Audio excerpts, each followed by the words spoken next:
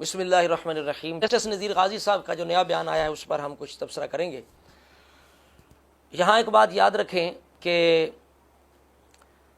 جن لوگوں نے تاریخ پر یقین کیا وہ اپنا ایمان نہ بچا سکے، وہ آل کے بھی دشمن نکلے، صحاب کے بھی دشمن نکلے، کچھ خارجی بنے کچھ رافضی بنے۔ اہل سنت خوش نصیب ہے جنہوں نے قرآن سنت اور ان کی شانوں کا لحاظ کیا، جو تاریخ ان کی شان کے مطابق تھی وہ قبول کی، دوسری کو ریجیکٹ کر دیا۔ اور دوسری بات یہ ہے کہ اللہ تعالیٰ نے آل و صحاب کا آپس میں ایسا گہرا تعلق کو بنایا جو ایک پر اعتراض کرے دوسرے پر خود بخود اعتراض ہو جاتا ہے۔ مثال کے طور پر رافضی کہتے ہیں جی مولا علی کی خلافت چھن گئی بلا فصل، تو اعتراض کرتے ہیں صحابہ پہ، جب کہ یہ اعتراض مولا علی پہ ہوتا ہے کہ آپ شیر خدا تھے، آپ پر فرض تھا اپنا حق طلب کرتے، احتجاج کرتے، نمازیں پڑھنا چھوڑتے، بیعت توڑتے، قطع تعلق کر لیتے۔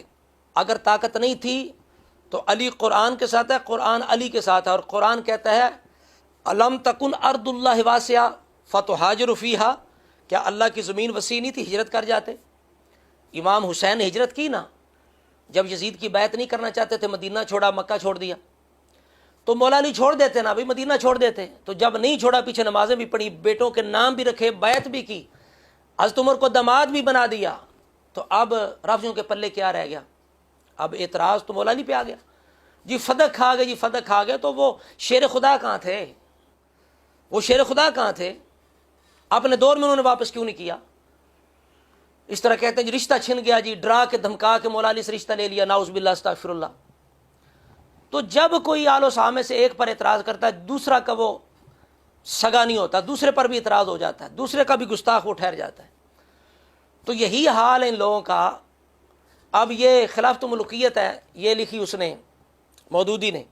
مقصد اس بدبخت کا کیا تھا؟ تاریخ پر یقین اس نے کیا، ٹوٹی پھوٹی جھوٹی جو تاریخ تھی، گھڑی روایتیں، وہ ساری جمع کر کے اس بدبخت نے حضرت معاویہ پر قیامت تک کے لیے اپنے لیے اس نے عذاب جاریہ بنا لیا، دوزخ اکٹھا کر لیا اس نے۔ جتنے لوگ اس کتاب کو پڑھ کے حضرت معاویہ پہ بھونکیں گے، سب کا عذاب اس بدبخت کو قبر میں ملتا رہے گا۔ اب اس نے چونکہ تاریخ پہ یقین کیا اور باتیں کر رہا تھا حضرت معاویہ کی، لیکن اس بدبخت نے حضرت علی المطاع شیر خدا کی بھی توہین کر ڈالی، آپ کو بھی غلط کہہ گیا۔ کہتا ہے جی انہوں نے جو مالک اشتر محمد بن ابی بکر کو عہدے دیے جبکہ وہ قاتلین عثمان تھے، کہتا ہے علی کے پورے زمانے خلافت میں ہم کو صرف ایک یہی کام ایسا نظر آیا جس کو غلط کہنے کے سوا کوئی چارہ نہیں، کہ علی کا یہ کام غلط ہے۔ اس نے علی کی بھی توہین کر ڈالی، علی کو بھی معاف نہیں کیا۔ یہ ہے تاریخ پر یقین کرنے والوں کا انجام۔ حضرت معاویہ کی توہین کر کے یہ رافضیوں کے اندر شامل ہوا، پھر مولا علی کی توہین کر کے خارجیوں کے اندر بھی بدبخت یہ شامل ہو گیا۔ یہی نذیر غازی صاحب کے ساتھ ہوا ہے کہ انہوں نے ایک جھوٹی جو شرط ہے، سبائیوں کی گھڑی ہوئی شرط، اس کو جناب انہوں نے سچ مانتے، اس پہ یقین کرتے، اس پہ معاویہ پہ تان کیا کہ انہوں نے جناب شرط پوری نہیں کی۔ یہ چھوٹی گستاخی ہے۔ امیر معاویہ اپنے نائب کا تقرر شورا کے بغیر نہیں کریں گے۔ اوئے ہوئے ہوئے، تباہی کا آغاز تو یہاں سے ہو گیا۔ پھر یہ ایک اصول دے دیا جب اس اصول سے ڈیویٹ کیا تو تباہی شروع ہو اب گئی۔ اس اصول میں کیا، اس پہ اب غازی صاحب جب بات کرتے ہیں تو اپنے بجائے اس کے کہ یہ بندہ توبہ کرتا، معافی مانگتا کہ مجھ سے بھائی میں نے ان کی زوجہ معصوم کو میں نے کرسچن کہہ دیا ہے، میں توبہ کرتا ہوں، میں نے صحابی رسول پر جھوٹا الزام لگایا، میں توبہ کرتا ہوں۔ یہ بندہ اپنے تعریفوں کے پل باندھنے لگ گیا، میں نے یہ کیا، میں نے وہ کیا، میں نے یہ کیا۔ اللہ تعالیٰ نے ہمیں جو مقام دیا ہوا ہے، میں نہیں چاہتا تھا کہ میں اس سے نیچے آ کے بات کروں، چونکہ مقام بنانے میں تو 50 سال لگتے ہیں اور ان لوگوں کی سطح پہ آنے میں 2 منٹ لگ سکتے ہیں۔ 5000 کے قریب جو پروگرام کیے ہیں مختلف جو ٹی وی چینلز پہ، کون سے مقابلہ؟ اللہ نے مجھے اتنے بڑے عہدے دیے، یہ کبھی خواب میں بھی نہیں سوچ سکتے، یہ تو کلرک نہیں بھرتی ہو سکتے بیچارے جو ہے۔ تو میں تو اللہ کے فضل و کرم سے میں نے افسریاں بھی دیکھی، ججیاں بھی دیکھی، عہدے بھی دیکھے، میں نے بہت کچھ دیکھا ہوا ہے۔ بھائی انما الاعمال بالخواتیم، اعمال کا مدار خاتموں پر بھی ہے۔ خاتمے کی فکر کرو، مرنے سے پہلے پہلے توبہ کر لو۔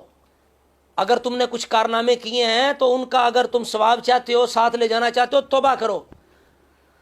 پھر جب تاریخ پر یقین کرتے ہو، صحابی رسول پر اعتراض کیا، ان کی زوجہ کو کرسچن کہہ دیا، تو دوسری طرف نعوذ باللہ اس بندے نے مستورات اہل بیت مطہرات پر ننگے سر۔ جو تاریخ ہے اس کا سیاہ ترین جو باب ہے وہ واقعہ کربلا نہیں ہے کہ جہاں پہ سارا گلستان مصطفیٰ صلی اللہ علیہ وسلم طے کر دیا گیا، اور ان پاک باز بیبیوں کو جن کی سورج نے بھی کبھی، شعاؤں نے بھی جن کی زلف نہیں دیکھی تھی، ان کو پا بجولا اور ننگے سر کر کے ان کی چادریں چھین کے ان کو کربلا سے لے کر دمشق تک استغفر اللہ، جبکہ یہ لعنت اللہ علی الکاذبین، یہ جھوٹ ہے تاریخ کا۔ یہ سبائیوں نے اپنی حقیقت، اپنی غداری، بے وفائی جو اہل بیت کے ساتھ انہوں نے کی، یزیدی بن کر اس کو چھپانے کی کوشش کی، یہ جھوٹ گڑے اپنی مجلسوں کے رنگ جمانے کے لیے۔ ایسی کوئی بات نہیں، یہ ہو ہی نہیں سکتا، یہ ہو ہی نہیں سکتا کہ ان کے سر ننگے ہو جائیں۔ کسی بدبخت کی یہ جرت نہیں، اس کا ہاتھ شیل کیوں نہ ہو جائے۔ یہ اس بندے نے حضرت معاویہ کی صرف توہین نہیں کی، ان کی زوجہ کی توہین نہیں، آپ مستورات اہل بیت کی بھی توہین کر بیٹھا۔ یا یہ بندہ ثابت کرے کہ ایسا ان کے ساتھ ہوا۔ اور بدبختو اگر کسی کے ساتھ اللہ نہ کرے ایسا ہو بھی جائے، تو جو کسی کی عزت لوٹی گئی ہو، جو بار بار اس کو بیان کرے، وہ اپنا نہیں ہوتا، وہ دشمن ہوتا ہے۔ تم سے بڑا دشمن کون ہے اہل بیت کا؟ جو جھوٹی باتیں، جو توہین پر مبنی اہل بیت کی تاریخ کی جھوٹی باتیں، جھوٹی یزید اور یزیدیوں نے، کوفیوں نے جو مظالم کیے وہ کیے، لیکن ہم ایسی بات کبھی نہیں مانیں گے کہ جس کے اندر اہل بیت کی توہین ہو۔ یا کو مائی کا لال اس روایت کو بسندے صحیح ثابت کرے کہ معاذ اللہ کربلا کے میدان میں پاک بیبیوں کے سروں سے چادریں اتر گئیں، یا اللہ ایسے منہ کے اندر خاک بھر دے، پیپ سے ایسا منہ بھر جائے جو یہ بکواس کرے، پیپ سے بھر جائے اس کا منہ، بدبخت کا اس کا منہ جو ہے وہ تباہ و برباد ہو جائے، کیڑے پڑ جائیں اس منہ میں جو یہ کہے کہ پاک بیبیوں کے سروں سے چادریں اتر گئیں۔ نہیں تو ان کو ثابت کرے، ہم معافی مانگیں گے، ہم توبہ کریں گے، نہیں تو یہ توبہ کرے۔ پھر جناب اوپر سے ڈرامیاں، اوپر سے دھمکیاں۔ میں چاہتا تو میں ان کے خلاف 100 مقدمہ درج کروا سکتا تھا، ہر شہر میں مقدمہ درج ہو جاتا۔ کون سا شہر ہے جہاں پہ میرے شاگرد نہیں ہیں؟ او بھائی، جب بندہ گستاخ بے ادب ہوتا ہے تو ہر چیز ضائع ہو جاتی ہے، باطل ہو جاتی ہے، اعمال بھی باطل ہو جاتے ہیں۔ اگر خاتمہ بالایمان بالخیر چاہتے ہو، توبہ کرو جلدی۔ نذیر صاحب توبہ کریں، آپ سیاست میں پڑ گئے ہیں، اتنی چلاکی ہوشیاری نہیں کام دے گی، اتنی ہوشیاری سے کام نہ لیں، توبہ کریں، توبہ لیں۔ اگر آپ کے پاس ایمان ہے تو سارا کچھ ہے، اگر بے ادب گستاخ ہیں کچھ بھی نہیں۔ پھر آپ خود کہتے ہیں میں عالم نہیں ہوں، تو پھر آپ بار بار خطا کا مسئلہ چھیڑتے ہیں۔ آپ کو جب پتہ نہیں کیوں چھیڑتے ہیں، علماء کے درمیان کیوں آتے ہیں؟ جس کا کام اسی کو ساجے۔ اس لیے آپ کا یہ کام ہی نہیں تھا یہ مسئلے چھیڑنے والا جو آپ چھیڑ بیٹھے۔ تو اس وجہ سے کر کے یہ بالکل یہ ضروری ہے نذیر صاحب پہ، حضرت معاویہ پہ جو انہوں نے الزام لگایا، شرط توڑنے والا جی، شرط یہ تھی کہ وہ معاملہ بعد میں شورا کی طرف جائے گا۔ امیر معاویہ اپنے نائب کا تقرر شورا کے بغیر نہیں کریں گے۔ اوئے ہوئے ہوئے، تباہی کا آغاز تو یہاں سے ہو گیا۔ پھر یہ ایک اصول دے دیا جب کہ اس اصول سے ڈیویٹ کیا تو گائی تباہی صاحب، شروع ہو اب گئی۔ اس اصول میں کیا، اس پہ آپ تصور، یہ جھوٹی شرط ہے، کوئی اہل سنت کی کتب کے اندر بسندے صحیح کہیں نہیں ملے گی۔ پھر محسون بنت بہدل کی توہین کی ایک تابعہ کو کرسچن کہہ دینا، یہ چھوٹا ظلم ہے؟ تم جاؤ جا کے یزید کو اور اس کی ماں جو کرسچن تھی اس کی جا کے تم باتیں اور شانیں بیان کرو، بے شرم لوگ ہیں یہ۔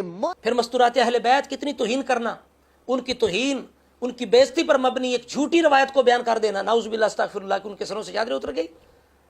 اگر ایسا ہوتا تو آسمانہ پھٹ جاتا، زمینہ پھٹ جاتی، نعوذ باللہ استغفر اللہ۔ کسی بھی سنی کا دل، سنی کا ایمان اس بات کو گوارا نہیں کرے گا۔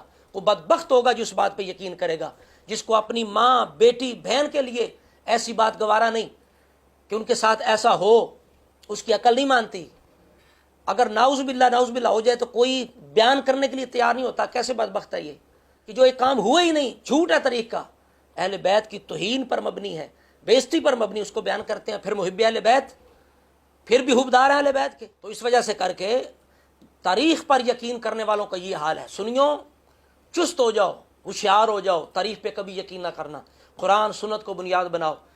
جو تاریخ، بلکہ ہم تو صحیح بخاری کی وہ روایات، صحیح مسلم کی وہ روایات کہ جو ان کی شان کے مطابق نہیں ہے آل و صحاب کی، پہلے ہم اس کی تعویل کرنے کی کوشش کرتے ہیں۔ اگر تعویل ممکن نہ ہو تو ہم راوی کی غلطی جو ہے وہ قرار دیتے ہیں۔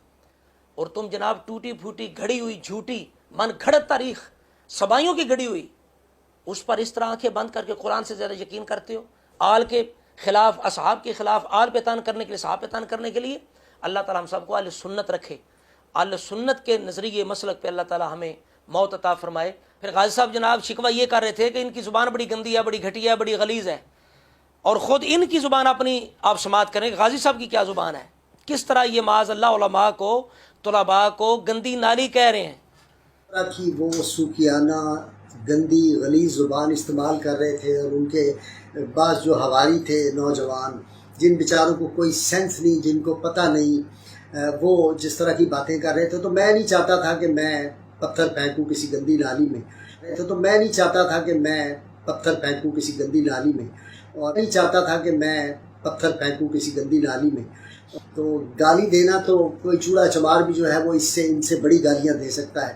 زبان تو ایسی کا الیاذ باللہ. خیر، یعنی صحابی رسول کی بے ادبی کر کے، ان کی زوجہ کی بے ادبی کر کے، اہل بیت کی مستورات کی بے ادبی کر کے، اس طرح سارے اہل سنت کو یزیدی کہہ کے، تو یہ پھر بھی جناب ستھری زبان والے ہیں اور بڑے خوش زبان ہیں، اور جو ان کا رد کرے انہیں سمجھائے وہ غلیظ زبان والا ہے اور وہ گندی نالی ہے. یہ جو خود اپنے آپ کو عاشق رسول و محب اہل بیت کہتے ہیں، ان کی زبان ملاحظہ کریں. آخر میں پھر میں نذیر غازی صاحب سے کہوں گا کہ آپ نے کارنامے نہ گنوایا میں نے یہ کیا، میں نے وہ کیا. بس جلدی جلدی توبہ کریں، جلدی جلدی توبہ کر کے اہل سنت کے اندر جو آپ کی عزت ہے اسے بحال رکھیں. اس کے سوا کوئی چارہ نہیں ہے. اللہ تعالیٰ ہم سب کو ہر طرح کی بے ادبی سے محفوظ رکھے.